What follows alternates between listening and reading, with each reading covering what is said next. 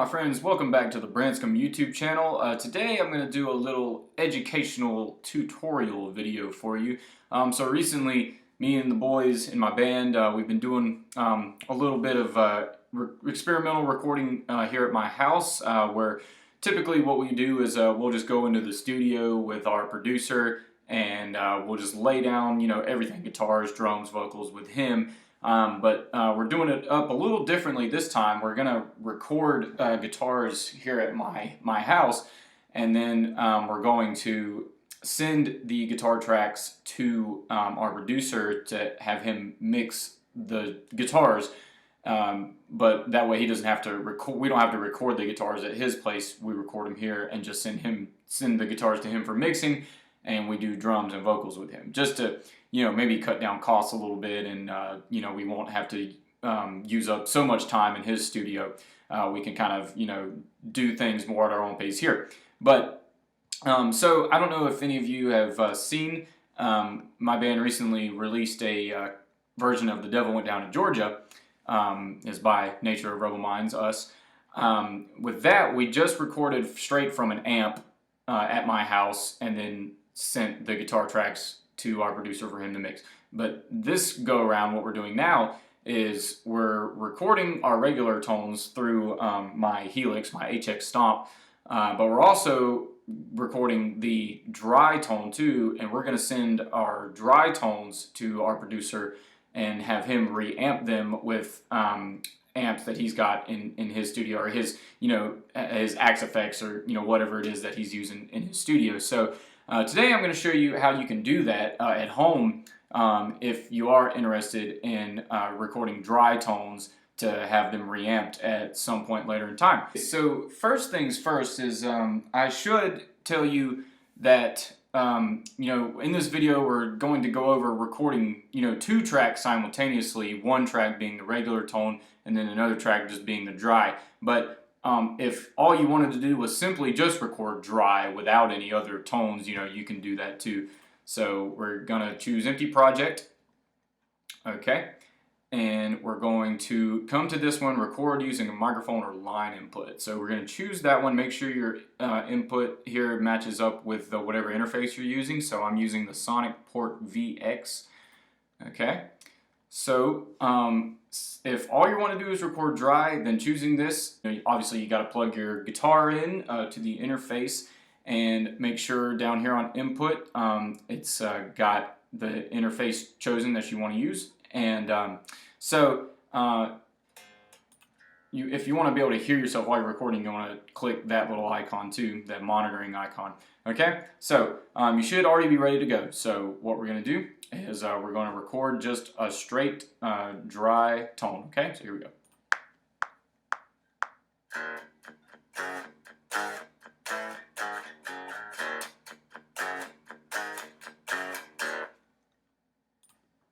Alright, so that should just be a straight dry signal.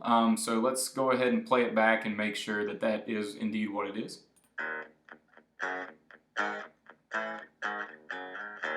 Okay, so we have a straight dry tone right there. Now I'm going to show you how to record dry tones using the tones that come available with Garageband first. And then I'm going to show you how to do it with, like if you have a Helix and you want to use that as your interface, I'll show you how to do that. So first thing we're going to do is we're going to choose connect to guitar, and you want to make sure that your input is with whatever interface you're using to hook your guitar up to the computer. So right now I'm using my Sonic Port VX from line 6, and we'll just go with input 1.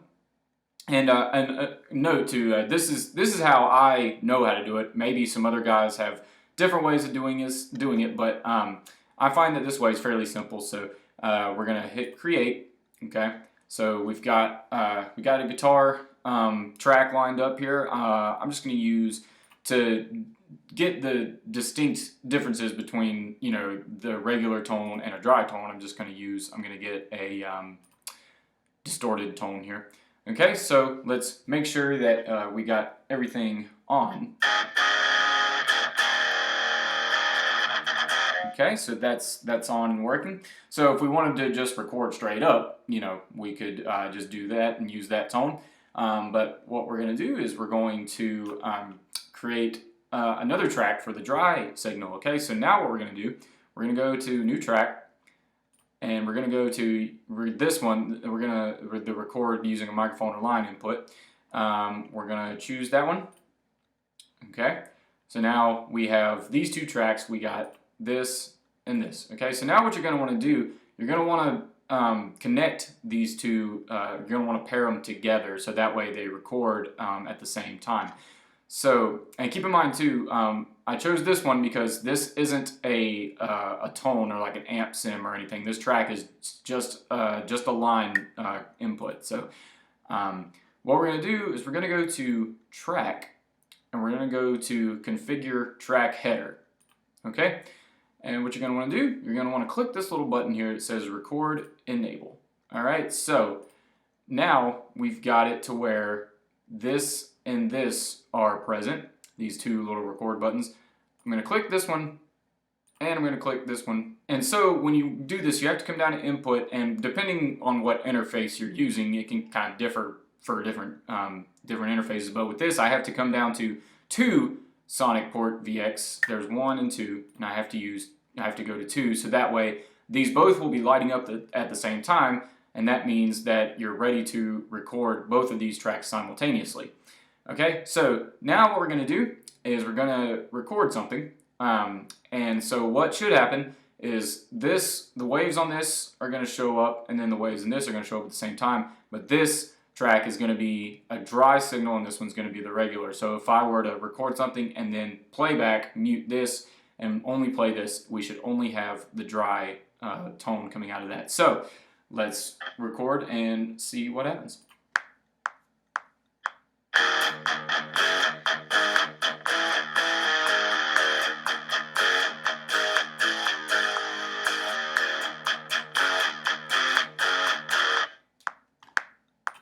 Okay, so we've recorded just a little riff. So now we're going to make sure that this one recorded the regular and this one recorded dry. Okay, so let me mute audio 2 here and just play back the regular tone.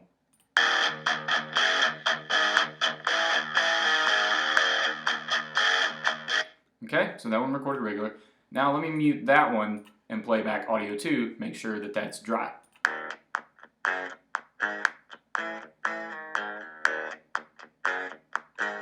Okay, so now that's how you record the dry tones in Garageband. So if you wanted to take that little section and reamp it yourself with a different kind of amp or amp sim or something like that, or send it to like a producer or somebody to kind of do it for you, you could just use that and reamp it that way. So that's how you do it with the regular tones in Garageband. Now I'm going to show you how to do it with like a Helix or something like my Helix, if that's the kind of route you're going. Say maybe you don't feel comfortable playing with the tones that are in here in Garageband, and you're more comfortable with tones that you've made yourself in the Helix or Axe-Fx or whatever. I'm going to show you how to do it that way too.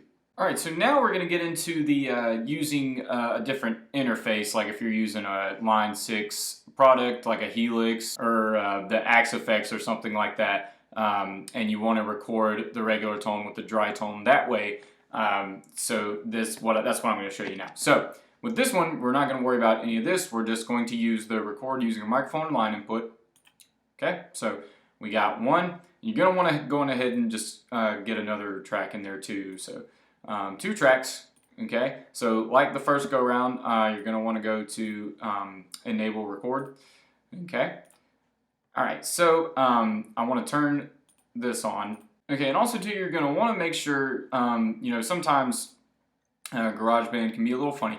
You want to make sure that your output says built-in output, so that way, like if you're just using like the regular speakers off the computer, or if you're using headphones or something like that, you want to make sure the output says built-in output, and then you want to make sure that input is whichever interface you're using. And this is in preferences in GarageBand, so just make sure that that's all taken care of. All right, so now just like I said, in the first go around, you have the enable record button. So with the stop, you want to go to 5 HX stomp for this. Okay, and then you want to hit record here and record here. Make sure they're both lit up. Okay, so now we're going to record with the stomp in the same way that we did the previous with the regular tones out of Garageband. So let's test that out and see how it works.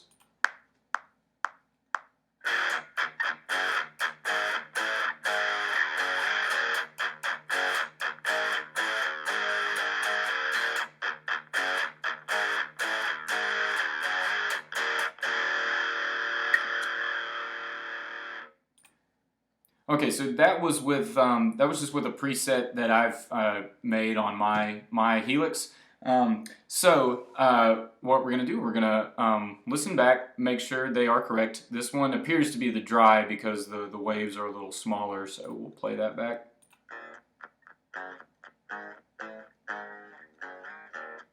Okay, so that is dry. So now let's make sure the bottom is regular.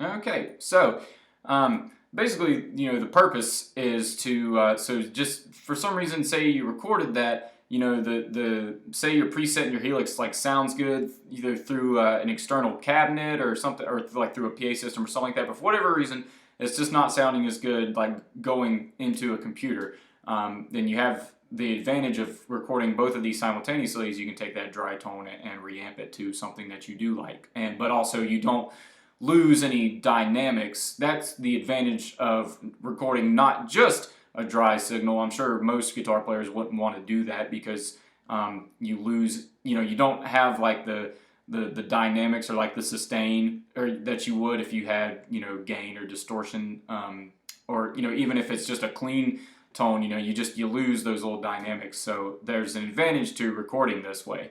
But anyways, there you have it. So that's how you record dry tracks and regular tracks simultaneously at the same time in GarageBand. If you have any more questions, please leave them down in the comments, like if I missed something or anything like that. But thank you guys for checking out this video. We'll see you at the next one. Later.